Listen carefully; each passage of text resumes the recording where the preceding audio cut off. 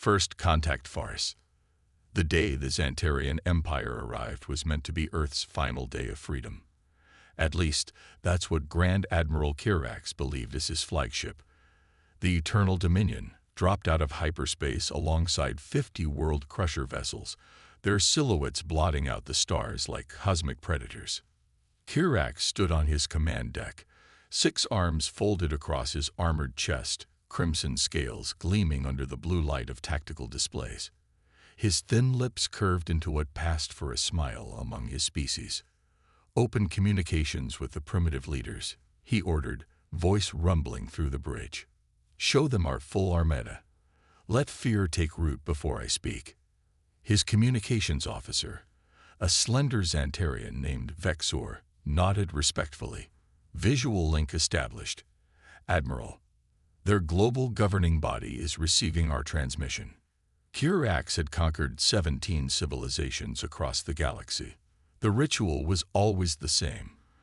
Arrive with overwhelming force, demand submission, crush any resistance with surgical precision, and absorb the survivors into the Empire's workforce. Efficient, predictable, boring even. He stepped onto the transmission platform, straightened his ceremonial cape, and prepared to deliver his ultimatum. The view screen flickered to life, showing a circular chamber filled with human representatives. People of Earth, Kirax began, his translator converting his words to the humans' crude languages. I am Grand Admiral Kirax of the Xantarian Empire, ruler of 17 star systems and conqueror of 1,000 worlds. Your primitive planet now stands at the edge of our domain.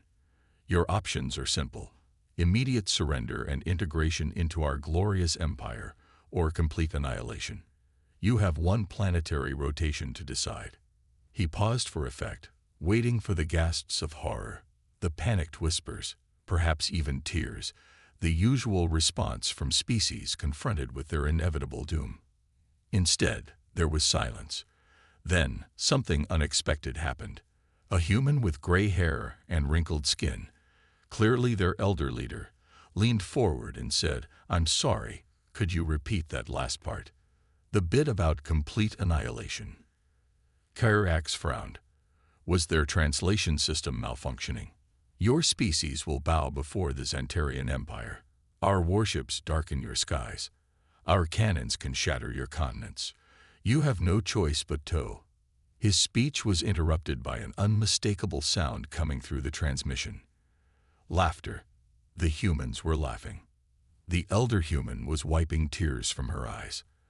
Another, wearing what appeared to be a military uniform with stars on the shoulders, was covering his mouth but clearly amused.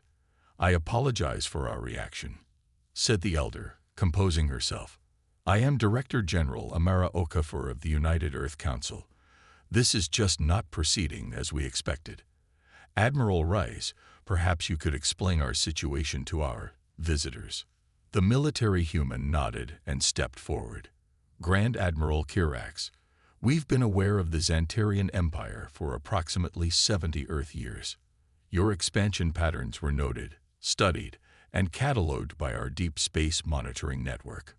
Kirax's inner eyelids blinked rapidly. Impossible. Your species barely has rudimentary spaceflight. Your vessels use primitive chemical propulsion. This triggered another round of chuckles from the humans. Admiral Rice smiled patiently. Those old rockets, they're mostly for show, Admiral. A calculated misdirection. You see, humans have a rather unique perspective on technological development and first contact scenarios. Our history and fiction warned us long ago about announcing ourselves too loudly in a potentially hostile galaxy. Vexor suddenly shouted from his console. Admiral, energy signatures appearing throughout the system. They're everywhere. Emerging from lunar craters, asteroid fields, even quantum spaces we didn't detect. On the view screen, Director General Okafor had regained her composure. You see, Admiral Kirax, humanity learned thousands of years ago through our own bloody history that it's better to be underestimated. While empires like yours focused on building bigger warships and more destructive weapons, we focused on stealth, subtlety, and creativity. Kirax watched in stunned silence as his tactical display transformed. Ships appeared everywhere, emerging from hidden docks on Mars, rising from beneath Earth's oceans, decloaking in perfect defensive formations. Not crude vessels, but sleek, advanced ships that seemed to bend light and space around them. Those planet-cracker weapons you're so proud of, Admiral Reyes continued casually. We developed countermeasures for those about 30 years ago. Quite straightforward once you understand quantum neutralization fields, which we do very well. Another alarm blared on the bridge. Admiral, a tactical officer called out, voice shaking. They've penetrated our systems. Our weapons arrays are powering down. Engines transitioning to standby. They're not attacking. They're simply neutralizing us. But Kirax struggled to comprehend what was happening. Why hide your capabilities? Why present yourselves as primitive when you clearly are not? Director General Okafor leaned forward, her expression now serious.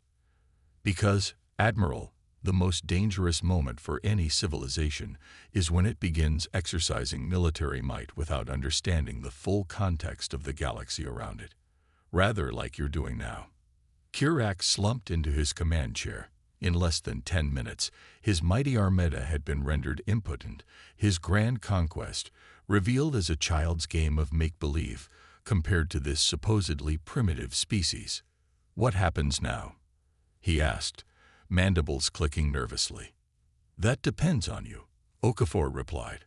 Unlike the Xantarian Empire, we don't believe in conquest or forced assimilation. We believe in cooperation, mutual benefit, and the right of all sentient species to determine their own fate. Admiral Rice added, we're going to help you transform the Xantarian Empire into something better. A cooperative alliance of free worlds, perhaps. Your subject planets would certainly appreciate the change. And if I refuse? Kirax asked, though he already knew the answer. Rice shrugged. Then we'll simply maintain the neutralization field around your fleet, as we're doing now, and work directly with those 17 systems you've conquered. Your choice. Kirax looked around his bridge at weapon systems going dark, engines powered down, and tactical displays being rewritten by human quantum protocols. He thought about how they had hidden such advanced technology, watching and waiting while his empire expanded. And finally, he did something that surprised even himself. He laughed. It began as a rumble in his chest, then erupted into a full-throated roar that startled his bridge crew. The humans on the screen watched curiously. You know, Kirax said, his crimson scales relaxing from their aggressive posture, I understand why you found this so amusing. Very well, Director General. It seems I have much to learn about your species, and perhaps about leadership itself. Let's discuss how to turn my empire into something we can all stop laughing at. And that was how humanity announced itself to the galaxy, not with a bang, but with a chuckle that changed everything. Tables turned. 3 days after the Xantarian fleet had been neutralized, Grand Admiral Kirax found himself in the most unlikely of places, sitting in a Washington, D.C. coffee shop, surrounded by humans who occasionally stole glances at his crimson scales and 6 arms. Across from him sat Admiral Rice and Dr. Sophia Chen, Earth's foremost xenoanthropologist. On the table between them sat something called a cappuccino, which Kirax had reluctantly agreed to try despite his species' usual caution with alien substances. Your world is... Kirax searched for the appropriate word, disorienting. Dr. Chen smiled. In what way, specifically? Everything. The Admiral gestured with 2 of his arms while the others remained folded. Your technological capabilities suggest a unified, highly structured civilization, yet you maintain thousands of different cultures, governments, and belief systems. It's chaos. We prefer to think of it as diversity, Rides replied, sipping his coffee. Humanity discovered long ago that our greatest strength comes from our differences, not despite them. Kirax reluctantly tried the cappuccino, his alien taste buds processing the bitter yet oddly pleasing sensation. Perhaps this explains why our intelligence assessments of Earth were so flawed. We expected a typical pre-spacefaring civilization, divided, focused on petty internal conflicts, technologically consistent. Instead, you found a species that deliberately maintained the appearance of division, while secretly unifying on matters of galactic importance. Dr. Chen finished for him. A species that kept its most advanced technologies hidden, that developed asymmetrically, prioritizing stealth and observation over conquest. Their conversation was interrupted by Kirax's communicator. The Admiral's expression darkened as he read the message. "Problem?" Rise asked. "Perhaps. My second-in-command reports unusual activity at the edge of your solar system. Several ships with unfamiliar signatures have appeared near your dwarf planet Pluto." Dr. Chen and Admiral Rise exchanged meaningful glances. "Those aren't ours," Rise said, immediately tapping his own communication device. "Director General, we have a situation." Within 30 minutes, they had relocated to the United Earth Defense Command, a facility Kirax was startled to discover existed 2 kilometers beneath the National Mall, hidden from both his sensors and ordinary citizens. The command center buzzed with activity as holographic displays showed the approaching vessels, sleek, angular ships with biological components integrated into their design. "Rolex Hive," Kirax said immediately, recognizing the distinctive biotech signature, "a warlike collective from the Galactic Core. We've had conflicts with them in the past." Director General Okafor, who had joined them, raised an eyebrow. "And they just happened to arrive days after your fleet." Kirax's scales flushed a deeper red. "They've likely been tracking us." The Rolex consider the Xantarian Empire their chief rival for galactic dominance. "They must have followed my armada, hoping to observe our conquest of Earth, then perhaps challenge us over the spoils." Admiral Rise looked unimpressed. "So instead of one alien empire showing up uninvited, we now have 2. The Rolex are different," Kirax warned. "Where my people conquer through force and assimilation, the Rolex consume. Their biotech literally absorbs useful genetic and technological components from conquered worlds.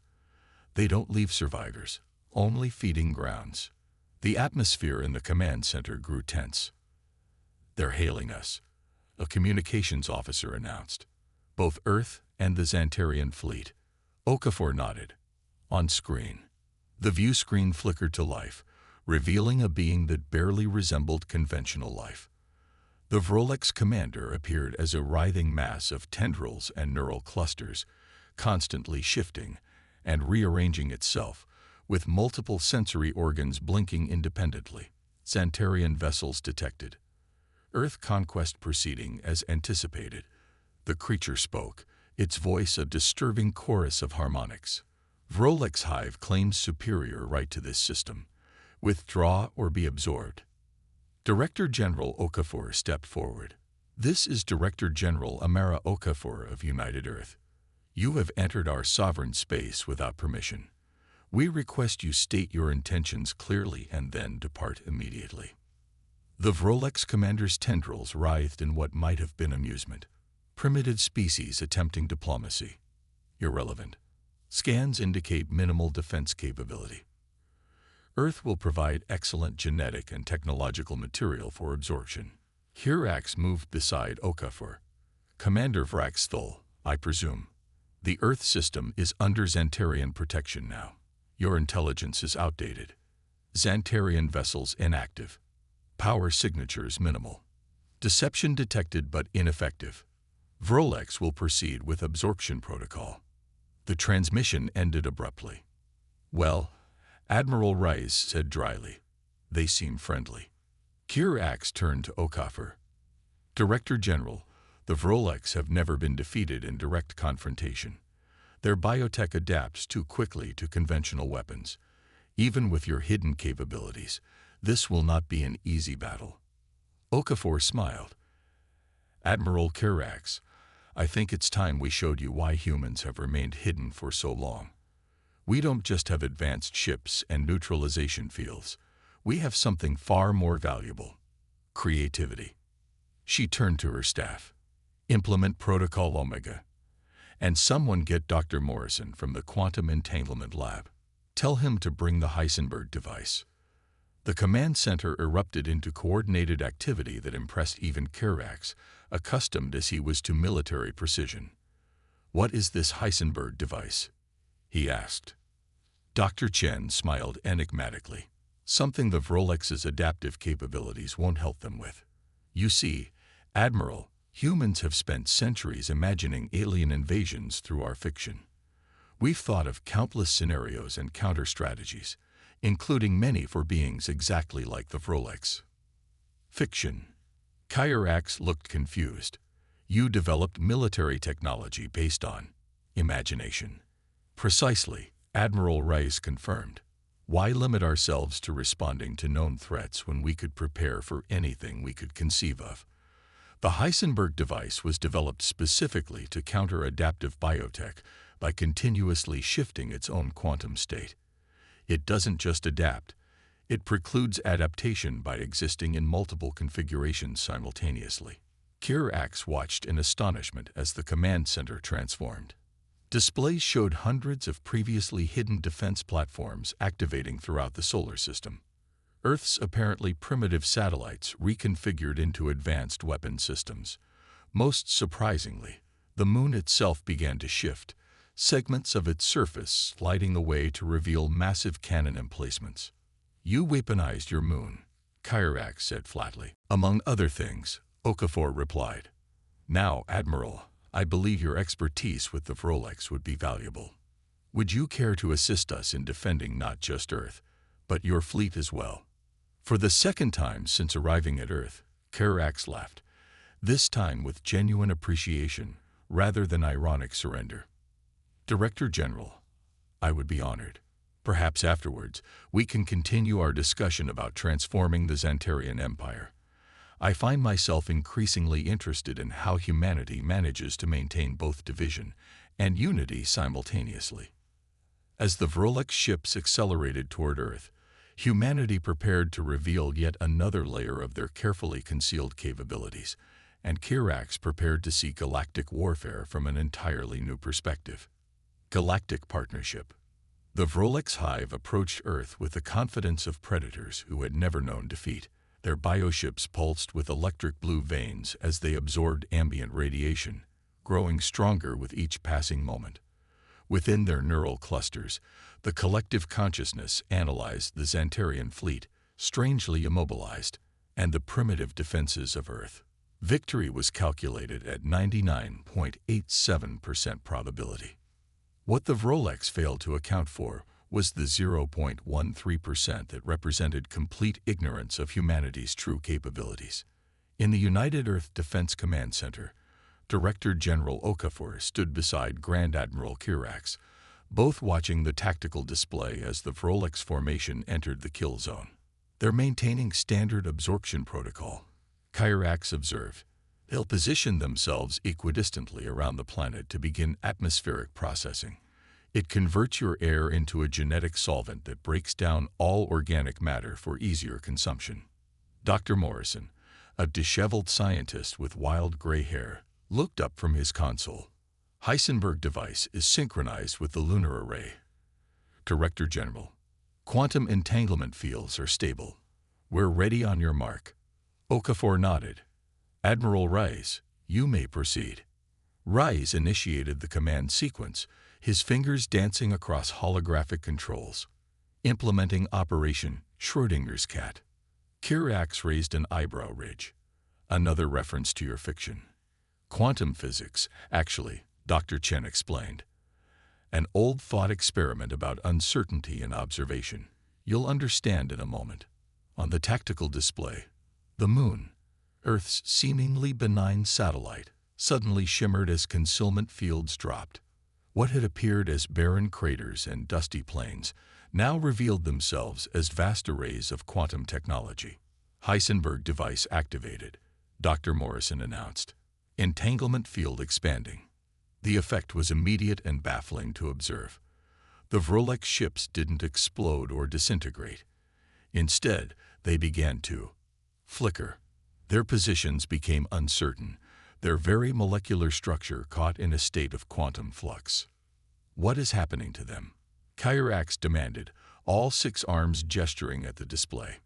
We've entangled their adaptive biotech with our quantum uncertainty field, Dr. Morrison explained, eyes gleaming with scientific enthusiasm.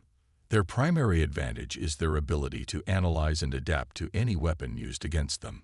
Our uncertainty field prevents them from settling on a single adaptive state. They're trying to adapt to every possible configuration simultaneously. On the communication channel, the Rolex commander's transmission returned, its harmonics distorted and erratic. What is this? Cannot stabilize. Cannot process. Adaptation failing. Director General Okafor stepped forward. This is your only warning, Rolex Hive. Withdraw immediately, or we will be forced to escalate beyond the demonstration phase. The Rolex vessels attempted to regroup, their formations erratic as they struggled against the quantum uncertainty field.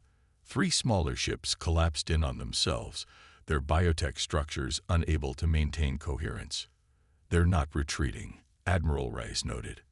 Typical behavior for a hive consciousness. They cannot comprehend defeat until it's absolute. Then we make it absolute, Okafor decided. Dr. Morrison, proceed to Phase 2. With pleasure. The scientists tapped a sequence of commands, initiating quantum collapse. What happened next defied conventional physics. The entanglement field contracted rapidly, forcing the Rolex ships into a single quantum state, one specifically designed to be incompatible with their biotech. Ships began to transform, their biological components crystallizing as molecular bonds rearranged themselves.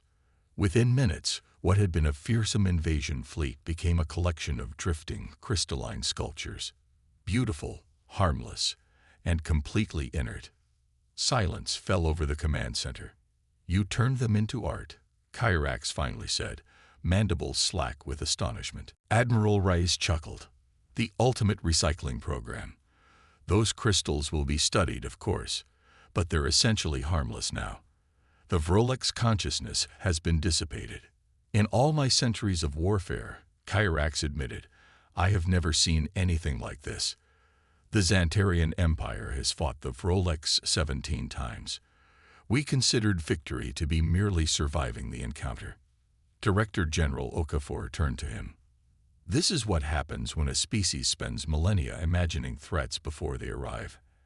Admiral, we've developed defenses for invasions that haven't even been conceived of yet by the rest of the galaxy. As the command center staff celebrated their victory, Kyrax found himself drawn to a quieter realization. Your approach to galactic citizenship is unprecedented. You hid your capabilities not to conquer when ready, but to avoid conflict entirely. You developed weapons that neutralize rather than destroy. Even faced with the Rolex, you transformed rather than annihilated. It's the human way, Dr. Chen said simply. Throughout our history, our greatest achievements have come not from domination, but from transformation. We prefer to change our enemies into allies when possible.